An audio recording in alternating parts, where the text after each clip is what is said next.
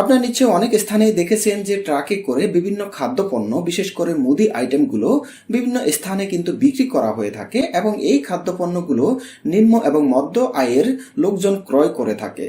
এখানে একটু টিসিবি সম্পর্কে আপনাদেরকে ধারণা দিচ্ছি। টিসিবি হচ্ছে ট্রেডিং কর্পোরেশন অব বাংলাদেশ, যেটি বাণিজ্য মন্ত্রণালয়ের অধীনে, যার মূল কাজ হচ্ছে দেশের নিম্ন এবং মধ্যম আয়ের লোকদের কাছে ন্যায্য মূল্যে খাদ্যপণ্য ভোগ্যপণ্যগুলো পৌঁছে দেওয়া।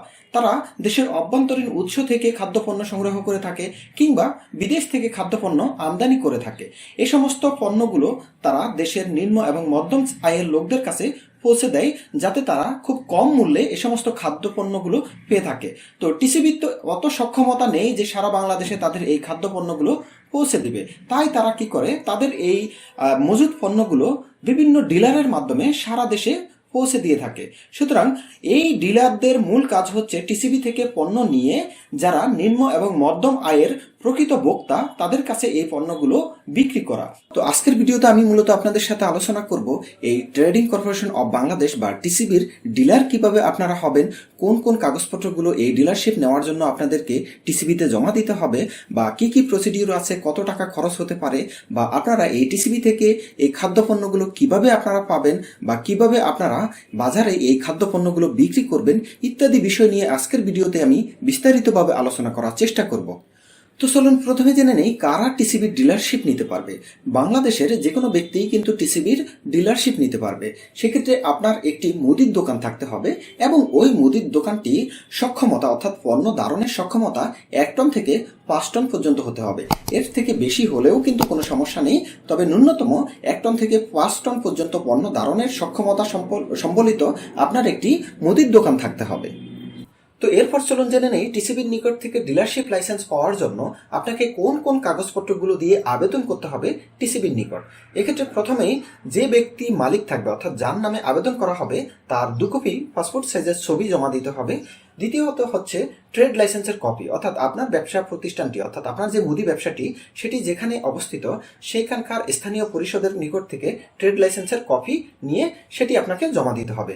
এখানে উল্লেখযোগ্য একটি বিষয় বলে নিচ্ছি, ওই ট্রেড লাইসেন্সের ব্যবসার ধরনে অবশ্যই মুদি ব্যবসায়ী শব্দটি উল্লেখ থাকতে হবে।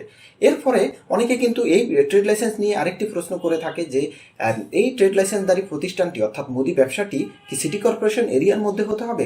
না, এই ব্যবসাটি আপনার যে কোনো স্থানে হলেই হবে। এটি যদি আপনার ইউনিয়নের মধ্যেও হয়ে থাকে সেক্ষেত্রেও কিন্তু টিসিবি আপনাকে ডিলারশিপ দিবে। অনেকের ধারণা হচ্ছে যে টিসিবির ডিলারশিপ শুধুমাত্র সিটি কর্পোরেশন এরিয়াতেই দিয়ে থাকে। এটি সম্পূর্ণ ভুল। টিসিবি কিন্তু তার ডিলারশিপ সারা বাংলাদেশেই দিয়ে থাকে। সুতরাং আপনার যেখানে আপনার এই মুদি ব্যবসাটি সেখানকার স্থানীয় পরিষদের কাছ থেকে আপনি ট্রেড লাইসেন্স নেবেন এবং ওই ট্রেড লাইসেন্সের ব্যবসার ধরনে মুদি ব্যবসায়ী শব্দটি থাকতে হবে। এরপরে তৃতীয় যে ডকুমেন্টসটি দিতে হবে সেটি হচ্ছে ব্যাংক সলভেন্সি সার্টিফিকেট। এক্ষেত্রে আপনাদের বলে নিচ্ছি, আপনি যে ট্রেড লাইসেন্সটি করেছেন সেই ট্রেড লাইসেন্স দিয়ে একটি ব্যাংক অ্যাকাউন্ট করবেন, কারেন্ট অ্যাকাউন্ট, এবং ওই কারেন্ট অ্যাকাউন্ট থেকে একটি সলভেন্সি সার্টিফিকেট বা প্রত্যয়নপত্র নেবেন। সেই ব্যাংক সলভেন্সি সার্টিফিকেটটি জমা দিতে হবে। একই সাথে জাতীয় পরিচয়পত্রের কপি দিতে হবে, অর্থাৎ যে ব্যক্তি মালিক তার জাতীয় পরিচয়পত্রের কপি দিতে হবে। একই সাথে পঞ্চম যে ডকুমেন্টসটি দিতে হবে সেটি হচ্ছে যে ব্যক্তি আবেদনকারী অর্থাৎ মালিক তার টিন সার্টিফিকেটের কপি দিতে হবে। একই সাথে ষষ্ঠ যে ডকুমেন্টসটি দিতে হবে সেটি হচ্ছে দোকান ভাড়া চুক্তিপত্র, অর্থাৎ আপনি যে মুদি ব্যবসাটি যেখানে করে যাচ্ছেন সেখানকার দোকান ভাড়া চুক্তিপত্রের কপিটি আপনাকে দিতে হবে। আর যদি ওই দোকানটি আপনার নিজের মালিকানাধীন থাকে সেক্ষেত্রে ওই জমির নামজারির কপি এবং অন্যান্য যে মালিকানার দলিলপত্র সেগুলো জমা দিতে হবে। এবং সপ্তম যে ডকুমেন্টসটি দিতে হবে সেটি হচ্ছে ব্যাট সার্টিফিকেট আপনাকে দিতে হবে। এটি বাধ্যতামূলক না, যদি আপনার প্রতিষ্ঠানে ব্যাট সার্টিফিকেট থাকে সেক্ষেত্রে আপনি চাইলে দিতে পারেন, কিন্তু আপনার যদি প্রতিষ্ঠানে ব্যাট সার্টিফিকেট না থাকে সেক্ষেত্রে না দিলেও চলবে। এরপরে অষ্টম যে ডকুমেন্টসটি আপনাকে দিতে হবে সেটি হচ্ছে আপনার নাগরিকত্ব সনদের কপি। এই নাগরিকত্ব সনদের কপিটি আপনি ইউনিয়ন পরিষদ কিংবা ওয়ার্ড কাউন্সিলর কিংবা পৌরসভা থেকে খুব সহজেই নিয়ে নিতে পারবেন। তো এই 8টি ডকুমেন্টস একত্রে করে আপনাকে টিসিবির একটি ডিলারশিপ আবেদন ফর্ম আছে, সেই আবেদন ফর্মের নমুনাটি আপনারা দেখতে পাচ্ছেন। এই আবেদন ফর্মটি যথাযথভাবে পূরণ করে এই 8টি ডকুমেন্টস সংযুক্ত করে টিসিবিতে জমা দিতে হবে। এখন এই আবেদন ফর্মটি যখন জমা দিবেন তখন এই আবেদন ফি বাবদ 5,000 টাকা কিন্তু আপনাকে এই আবেদন ফি বাবদ জমা দিতে হবে এবং এই 5,000 টাকা ফি অর্ডার বা ব্যাংক ড্রাফটের মাধ্যমে আপনারা টিসিবির বরাবর জমা দিবেন এবং এই টিসিবির বরাবর যে আপনি 5,000 টাকা জমা দিয়েছেন তার মূল কপি কিন্তু এই আবেদন ফর্মের সহিত সংযুক্ত করে টিসিবির যে প্রধান কার্যালয় আছে যে কারওয়ান বাজারের টিসিবি ভবন, সেখানে গিয়ে আপনারা এই আবেদনের কপিটি জমা দিতে হবে এবং সেখান থেকে আপনি একটি রিসিপ্ট কপি নিয়ে নেবেন। তো টিসিবিতে যখন আপনি এই আবেদনটি জমা দিবেন তখন টিসিবি সমস্ত কাগজপত্রগুলো যাচাই বাছাই করে দেখবে।